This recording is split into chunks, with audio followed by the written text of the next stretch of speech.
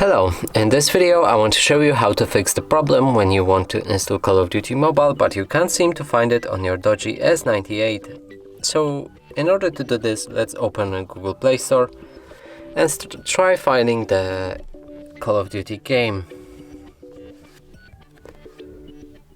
As you can see, there's no real game, and to fix that we'll need to go back, click on the profile icon, move to the settings, reveal family, go for parental controls, and here either disable parental controls by typing in your PIN like this, or move to apps and games, click OK, and increase PG to at least 16 and save the settings. Now when we go back